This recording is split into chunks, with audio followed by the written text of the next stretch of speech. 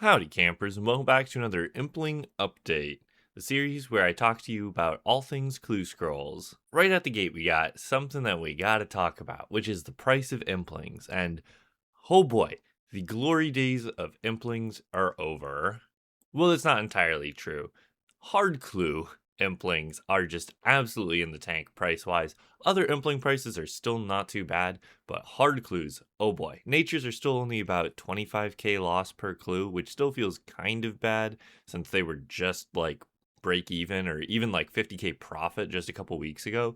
But magpies are absolutely in the bin at almost a 200k loss per clue right now. Just like a year and a half ago, I was losing like 150k per clue using nature implings. So, I mean, it's still a far cry from what it used to be, but I've tasted how glorious profitable magpies are, and it feels really bad going back. Let me tell you, last week I did all of my hard clues. I'm pretty sure every single one of my hard clues was from nature implings, maybe like 20 or 30 from magpies that I had left over, but not many at all. And it was brutal on the wrists. Believe it or not, spamming open 50,000 impling jars is not what I would consider fun and engaging content, but that's the price that I have to pay for being a main account clogger, I suppose. And to be fair, it's the price I'm definitely willing to pay for being able to open 500 hards a week. That being said, the strain is definitely getting to my wrist a little bit. I actually still kind of feel it in my wrist right now, and it has been a couple days since I've done clue scrolls, so that's not a great sign. So I've been looking into ways to, like, maybe I need to change my grip on my mouse because I feel like I kind of got a weird claw grip on it that's probably not great for my hand long term. But also, I was asking LGR about getting a foot pedal because I know he has one, and I'm like, that might be the next level tech that I need to be able to open up these clues without absolutely destroying my hand. Or alternatively, magpies could just come down in price too. That would also be an option that I would love to see as well. That would also help. Other than that, I'm sure you noticed, but we opened our 1000 Master Casket stack 2 weeks ago, and I put that VOD up on this channel, and it's actually doing insanely well. I was pretty shocked. It's an unedited VOD from the Master Stack opening, and it's got more views than the average collection log video that I edit and post on my main channel, which is kind of crazy. But I did just post an edited version on the main channel as well today, so hopefully that still performs well. I'm almost worried that the VOD performs too well, and that's going to prevent the main channel video from doing as good, but I'm sure that is unrelated. I'm sure there are still plenty more people that want to watch Master Clue openings, right? So, with that in mind, welcome all the new people who came in from the Master Clue opening. If you don't know, this is the second channel. The main channel is Campin' Online, where I post edited collection log videos. So, if you're not subscribed over there for whatever reason, make sure you subscribe over there too.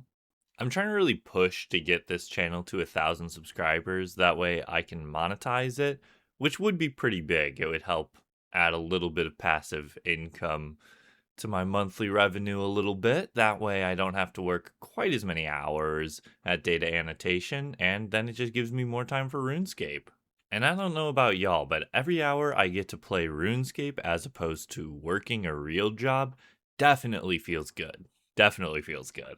It might sound crazy, but I'm actually pretty excited to start the Master Casket stack up again because it's just like, it was so much fun opening the 1,000 Masters. It was by far the most people that I've ever had in a live stream before, outside of the couple times I got raided by like Hey Jace or Domas or something like that.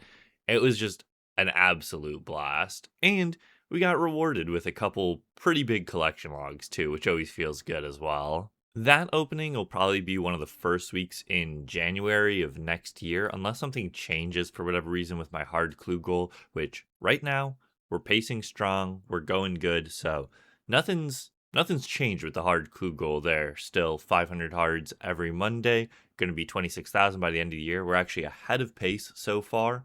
think we're pacing for like 27,000 clues by the end of the year, even. So hopefully that gives us a little breathing room in case I do need to take a week off, or I only get to stack like 300 cards in 1 week or something like that. And so that master stack is going to be around 1,700 masters, which is once again going to double my master clue count.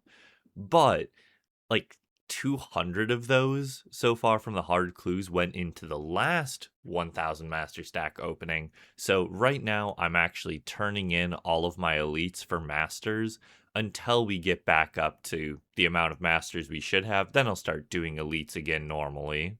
It feels kind of bad turning in elite clues for masters, and I always tell other people to never turn in elites for masters. So it's a little hypocritical of me, I know, but I really want to have the master stack at the end of the year actually reflect how many masters we got from the hard clues. And I mean, one day surely I'll finish elites and I'll have to turn in my elites for masters anyway, right? Surely. We only need the Gilded Spade for Gilded Completion, though, so that is something I kind of want to do, since I think that would make me the 5th person to complete Gilded. I just checked, and there are 5 people that have completed Gilded, and 4 more that are only missing 1 item. But one of those people is the rank 1 collection logger, and he's just missing 1 Gilded from hard clues, even, not even an elite Gilded, only hard Gilded. So it's pretty certain that he'll finish that in the next couple months. Maybe if I can finally get this dang Salver's paint and then yoink myself the Moon Helm, I can just camp at Syracuse for some passive elite clues, because that would be pretty dang nice, I gotta admit. I can see the dream now, just fully AFKing while working with a Blood Fury and a Scythe, just tearing through these spiders like no day tomorrow and just getting some free elite clue scrolls. It would be glorious. It would be glorious, but we've still got, I want to say, an infinite amount of hours until we get the Salver's paint, and then probably like another 400 hours until we're on rate for the Moon Helm. So we'll see if that happens by the end of the year. Other than that, I mostly just want to get one more big collection log slot, either from Nex, Trawling, or finish Revenants.